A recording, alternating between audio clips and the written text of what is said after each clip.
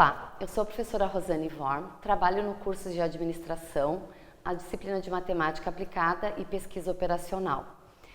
Também já trabalhei com a disciplina de Matemática Financeira e hoje estaremos abordando alguns conceitos, conteúdos que envolvem essas disciplinas de Matemática Aplicada, Pesquisa Operacional e também Matemática Financeira, que vão servir de embasamento e de uma retomada para a realização da prova do ENAD de 2015.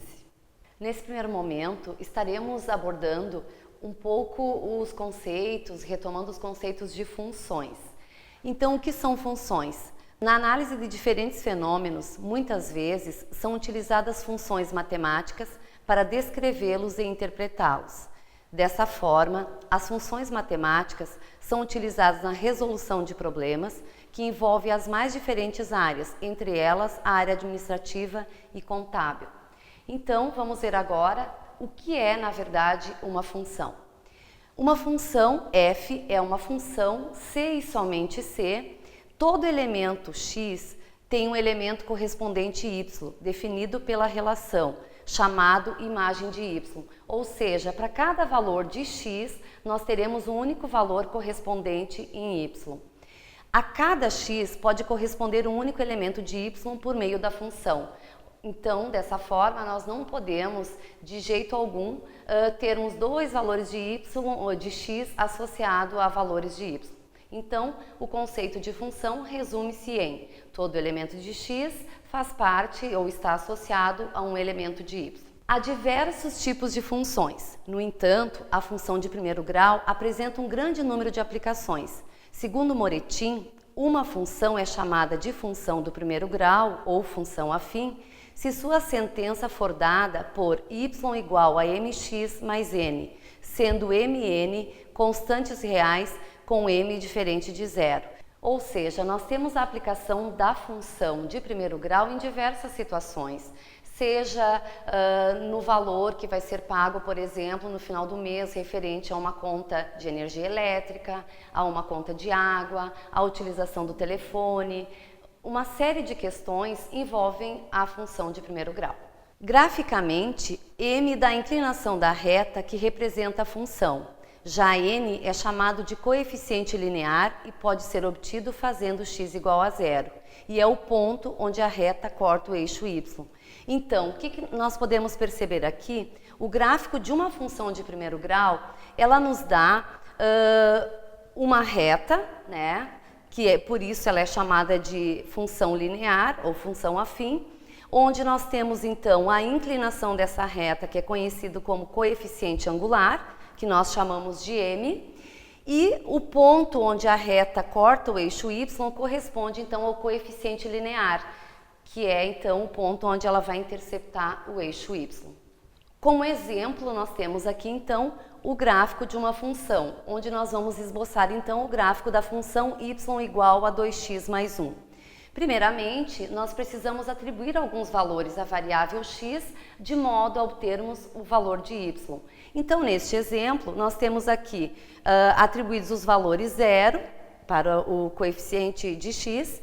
Substituindo na função, nós vamos obter então como resultado y igual a 1. Ao ser substituído x por 1, nós vamos obter como resultado o valor 3. Dessa forma, nós temos então aqui dois pontos que podemos representar graficamente.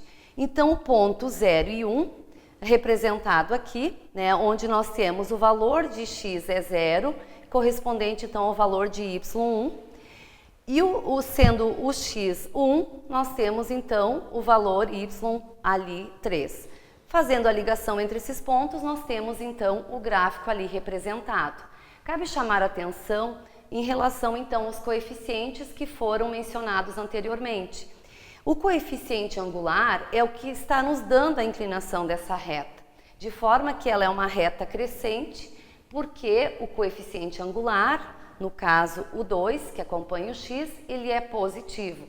Já o coeficiente linear, que também foi mencionado anteriormente, ele é o ponto que intercepta o eixo y, ou seja, nós podemos visualizar aqui esse ponto ali, então, sendo no eixo y1. Observe, então, que nesse eixo Y aqui novamente, né, esse ponto está fazendo ali a intersecção, que é correspondente ao x0 e o y1, que é então o coeficiente linear. E essa inclinação, então, da reta que corresponde, então, ali ao coeficiente angular. Novamente, retomando, essa reta é uma reta crescente, porque o nosso coeficiente angular, ele é positivo. Graficamente também, nós podemos observar o que seria esse coeficiente angular, quais são os componentes, de onde ele se origina. Então, nós temos aqui uma representação genérica associado, então, o gráfico a duas variáveis, x e y, onde temos também dois pontos aqui destacados, né? Seria o primeiro valor de x, que corresponde, então, ao valor de y, um segundo valor de x com seu valor de y correspondente. Então, o que vem a ser esse coeficiente angular? É justamente a variação ou taxa de variação entre os valores de x e os valores de y. Ou seja, a variação em y, que nós chamamos aqui de ΔY, corresponde à diferença de um segundo ponto de y menos um segundo ponto de y também, ou seja, yb menos ya. Da mesma forma, em relação à variação de x, o xb menos o xa. E a divisão entre esses dois coeficientes é que vai nos dar essa inclinação da reta, que em outros momentos a gente chama também de tangente, porque está associado, né, ao cateto oposto dividido pelo cateto adjacente. Um exemplo: um operário tem seu salário dado por um valor fixo mais uma parte variável que é diretamente proporcional ao número de horas extras trabalhadas. Sabe-se que em um mês em que são feitas 12 horas extras, o salário é de 840 e que em um mês em que são feitas 20 horas extras, o salário é de R$1.000. Obtém a relação que dá o salário em função das horas extras. Podemos retirar esses dados do problema, onde nós temos então para 12 horas extras um salário de 840 e para 20 horas extras um salário de 1.000. O que nós precisamos determinar aqui? Primeiramente, verificar qual seria o salário variável, ou seja, quanto ele recebe por cada uma das horas extras. Esse valor é justamente o coeficiente angular que a gente falava anteriormente. Então, para isso, nós vamos fazer a diferença dos valores do salário, que é 1.000 menos 840, dividido pela diferença aqui em relação às horas extras realizadas, 20 menos 12, obtendo dessa forma o coeficiente angular igual a 20, que corresponde então a R$20 para cada hora extra realizada. Dessa forma, a partir desse coeficiente angular, que corresponde então ao salário variável, que é de R$20, e sabendo que realizou, por exemplo, 20 horas extras aqui, nós temos como determinar qual vai ser o valor fixo, fazendo a multiplicação 20 vezes 20 e obtendo com isso 400. Ou seja, R$1.000 menos 400, que seria o valor referente às horas extras, vai nos dar um salário fixo de 600, que nós podemos então verificar, né, através da expressão representada aqui. O salário então corresponde a 20x mais R$600. Outra forma de determinarmos a equação que representa essa função pode ser através da expressão y menos y0 igual a mx menos x0. Essa é a expressão que nos dá a equação geral de uma reta. Nesse caso, nós utilizamos o coeficiente angular anteriormente já calculado no lugar de m e escolhemos um dos pontos aqui que foram indicados no problema para substituir então em y0 e x0. Então é feita a escolha por um desses pontos. Nesse caso, utilizamos o ponto A. Então, substituindo o y0 por menos 840, o coeficiente angular, que é 20, o x permanece e o valor de x0, que é menos 12. Fazendo toda a operação, multiplicando 20x aqui por x e o 20 por 12, nós vamos ter 240. Passando tudo para o lado de cá, nós vamos ter y igual a 20x mais 600. Ou seja, é mais uma maneira da gente determinar a equação da função através, então, da equação geral da reta. Na sequência, nós vamos ver um pouquinho o conceito da função custo. Então, normalmente, empresas que operam com a produção de mercadorias compram terra, trabalho e capital e os transformam em produtos que são comercializados no mercado de bens e serviços. As compras de fatores de produção geram custos. Esses custos podem ser fixos e variáveis. Então, dentro do curso de administração, em várias situações, né, a gente necessita operar com esses custos. E cabe, então, retomar um pouquinho o que seria essa função custo. Então, nós temos dois tipos, né, fazendo parte dessa função custo, duas partes, então, são bem importantes. Uma delas é os custos fixos, que são aqueles custos que não dependem das quantidades produzidas, como os custos com aluguel, energia, salários fixos, etc. Já os custos variáveis, eles estão diretamente ligados e relacionados com as quantidades produzidas, ou seja, eles são os custos que se originam do material utilizado para a produção daquele bem. Por exemplo, né, na produção de uma mesa, podemos citar como exemplos de custos variáveis a madeira, cola, tinta, parafusos, que vão depender então da quantidade produzida. Portanto, de acordo com Murolo e Bonetto, nós podemos dizer que a função custo ela é obtida pela soma de uma parte variável, que chamamos de custo variável, e também de uma parte fixa, que chamamos de custo fixo. Como exemplo, temos aqui, então, uma tabela que representa o custo de produção de meias.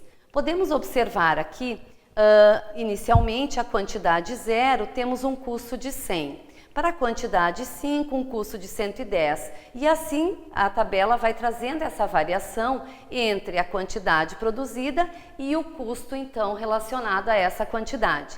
Então, a gente pode observar que não havendo produção de meias, nós vamos ter igual aqui já no início um custo fixo, ou seja, esse valor ali de R$100. Quando há produção de meias, nós observamos que vai acontecendo então uma variação no custo aqui referente às quantidades. Como por exemplo, quantidade 5, um custo de 110.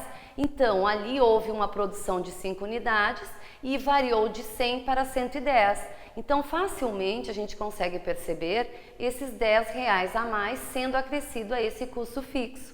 Esses R$10 são justamente a variação em relação à quantidade produzida.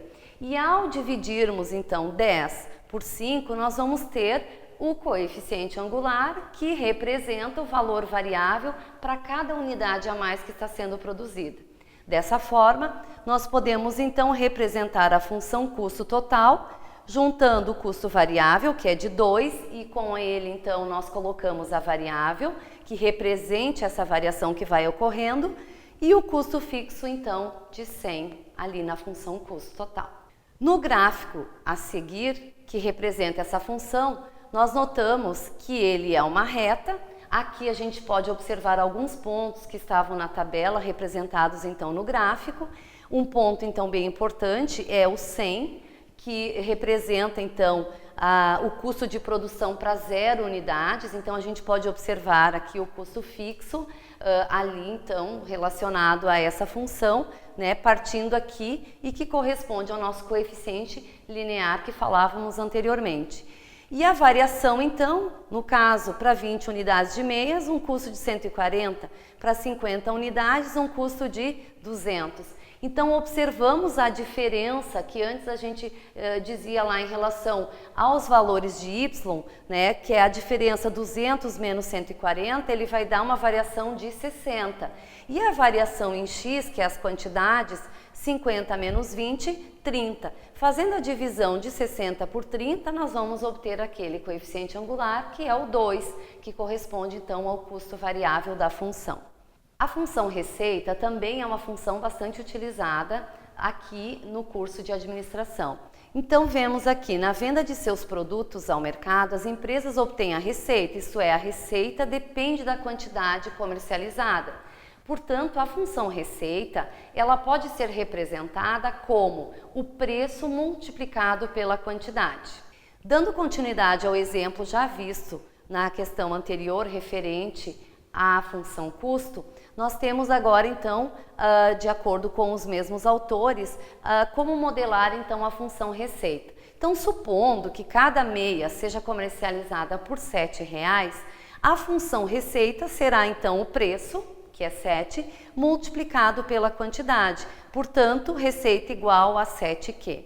Nesse caso, a taxa de variação, ou coeficiente angular, que a gente também viu anteriormente, ele significa então aqui nesse caso o valor 7. É ele então que está nos dando a inclinação da função receita. Também podemos perceber nesse exemplo que aqui não existe o coeficiente linear. Por quê? Porque ele é zero, porque é apenas uma parte variável para cada unidade vendida. O gráfico resultante da função receita é uma reta que passa pela origem dos eixos coordenados. No gráfico anterior, a gente percebeu que a função, o gráfico, ele passava pelo eixo y num ponto que não era no centro, no zero. Nesse momento, a gente percebe que a função receita, ela parte do eixo de origem, ou seja, x é zero, y é zero também. Por quê? Porque existe ali apenas um valor variável nessa função. Para 10 unidades vendidas, nós vamos ter ali R$ 70,00. Para 40 unidades, nós teremos R$ 280,00. E também podemos aqui observar o coeficiente angular facilmente, que é a diferença entre os valores, então, de y, 280 menos 70, que vai dar 210, e a diferença 40 menos 10, que é 30. Fazendo essa divisão, nós vamos obter, então, o 7, que é a variação, então, para cada unidade vendida. Retomamos também agora um pouquinho do conceito da função lucro. O lucro é obtido através da receita com o desconto dos custos, então podemos afirmar que a função lucro ela vai ser o quê? A diferença da receita obtida menos os custos envolvidos no processo. Então podemos assegurar que a função lucro vai ser a receita menos o custo. Para o nosso exemplo já citado anteriormente, chamando L o lucro e supondo que as quantidades produzidas de meia são as mesmas comercializadas, teremos então a função lucro resultante, que vai ser a diferença entre a função custo e a função receita. Então, função receita 7Q menos a função custo, que é 2Q mais 100. Então, nós vamos ter a diferença da parte variável, 7 menos 2, que é 5, e esse custo, que é o fixo, ele vai entrar, então, aqui como negativo na função lucro, porque ele precisa ser descontado do valor ali que vai corresponder, então, ao lucro. Representando graficamente esses pontos, nós podemos observar que na quantidade 20, baseado, então, nessas duas funções, é que nós vamos ter, então, o ponto por onde a reta correspondente ao lucro vai interceptar o eixo X. Esse ponto ele é bem importante, mas adiante nós vamos perceber que ele corresponde também ao ponto de equilíbrio entre custo e receita.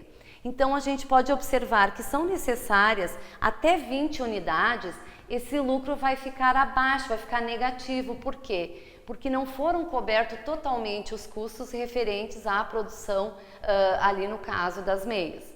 No ponto 20, esse lucro vai ser zero, ou seja, vai ser nulo, porque nesse momento vai haver um equilíbrio entre a função custo e a função receita. E acima de 20, então, nós podemos ver que ele está representando aqui uma parte agora positiva, equivale então ao lucro positivo a partir então de 20 unidades, acima de 20. Dessa forma, então, o ponto de equilíbrio ele é fundamental, principalmente na área administrativa, para que se possa verificar quantas unidades são necessárias produzir e vender para que se tenha, então, um equilíbrio, ou seja, a partir dali começa a se obter um lucro. Então, ele é bem importante. Como diz aqui, no dia a dia de um gestor, é comum ser necessário encontrar o ponto de equilíbrio entre as funções. Por exemplo, se acharmos o ponto de equilíbrio entre uma função receita e uma função custo, em que a coordenada x mostrará a quantidade x necessária para o ponto de equilíbrio em y, o correspondente valor da receita e do custo total. No gráfico, então, na sequência aqui, nós podemos observar esse ponto sendo representado. Então, vocês podem observar que é o mesmo gráfico que nós vimos anteriormente, inicialmente com a função custo. depois com a função receita. E no ponto que eles se encontram, ou seja, as duas funções onde elas se equilibram, é na quantidade 20.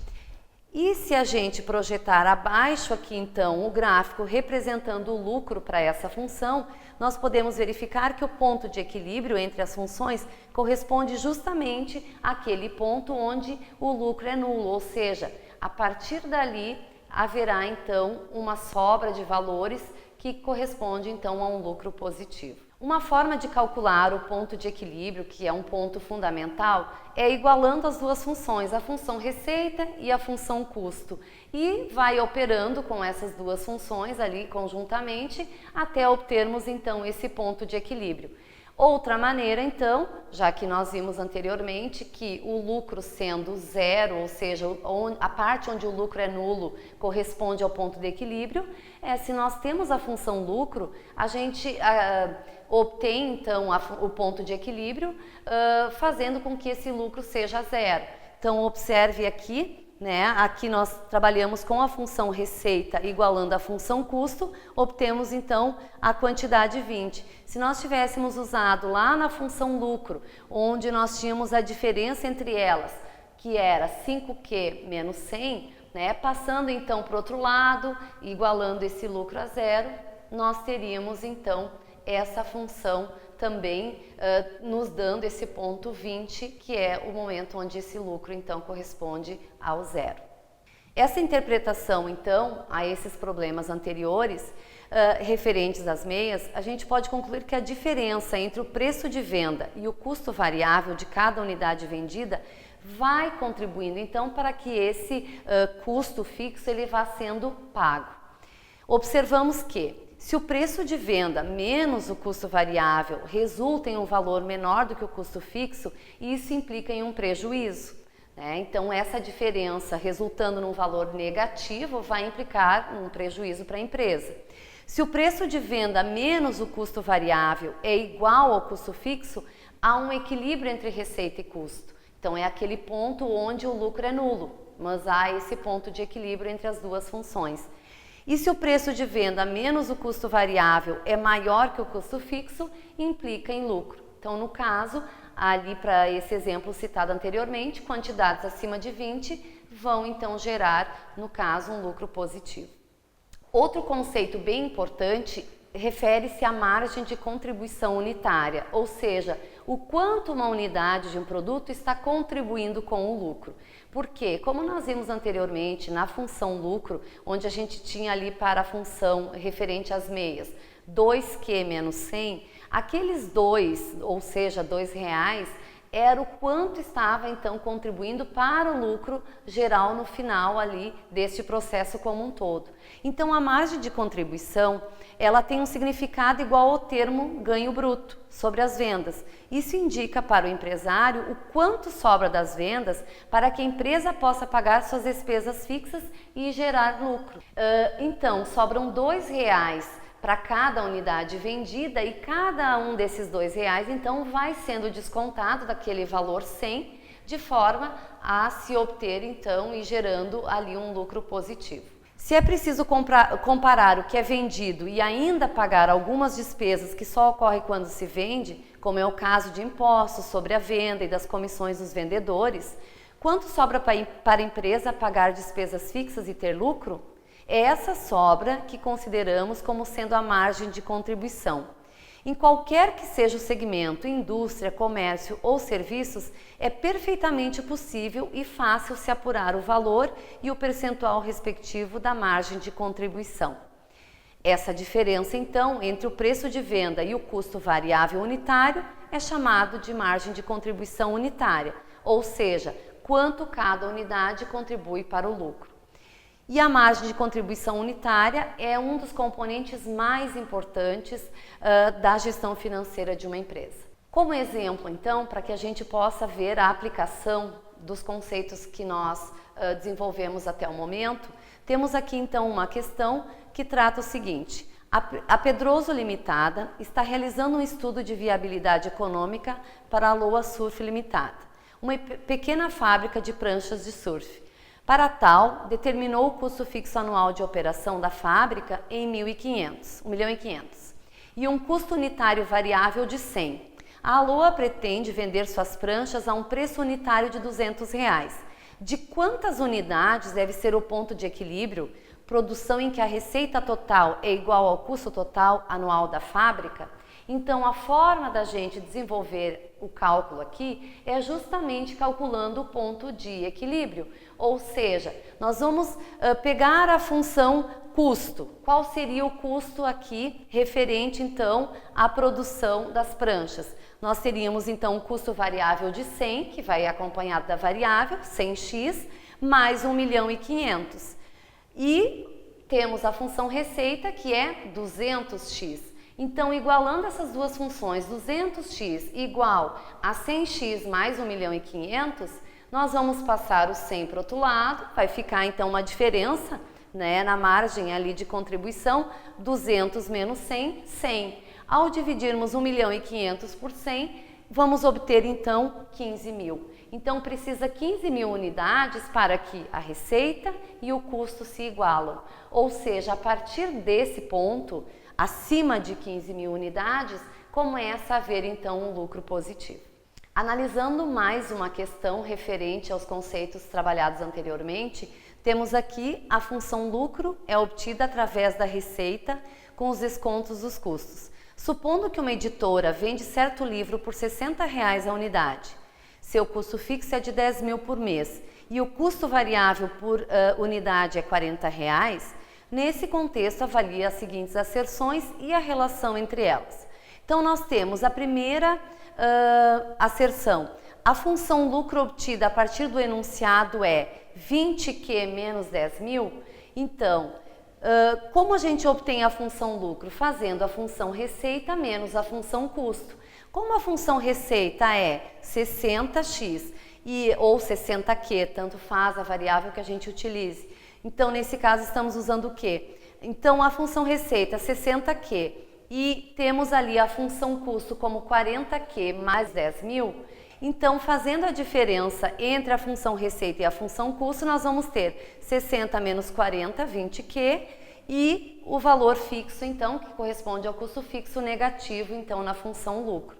Então, podemos analisar que essa primeira aqui está correta. A segunda opção está dizendo a função obtida resulta da diferença receita, que é igual a 60Q, e a função custo, que é então 10.000 mais 40Q. Observamos então que é justamente essa diferença, 60 menos o 40, ou seja, o variável com o variável, 20Q, e menos 10.000. Então também essa segunda aqui está de acordo. E analisando então essa segunda em relação à primeira, nós percebemos que ela está justificando os motivos dos cálculos realizados, ou seja, da função lucro que tivemos aqui então na primeira asserção.